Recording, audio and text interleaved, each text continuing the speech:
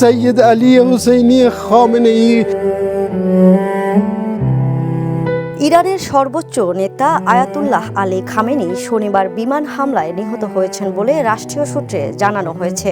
এর পরদিন রোববার অভিজ্ঞ রাজনীতিক আলী লারিজানি ঘোষণা দেন দেশে একটি অস্থায়ী পরিচালনা পরিষদ গঠন করা হবে। সাম্প্রতিক সময়ে লারিজানি ইরানের নিরাপত্তা কাঠামোর অন্যতম প্রভাবশালী ব্যক্তি হিসেবে আবির্ভূত হয়েছেন।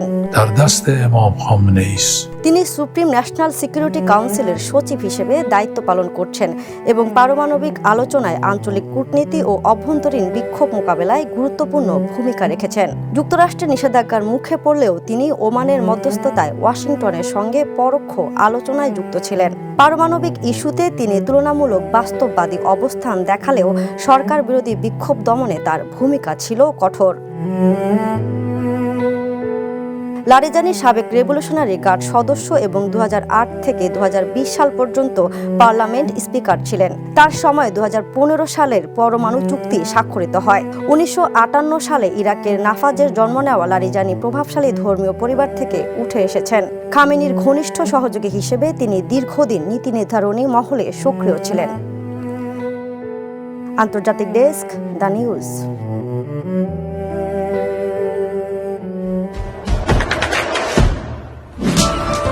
দেশে দেশে সবার সাথে দ্য নিউজ।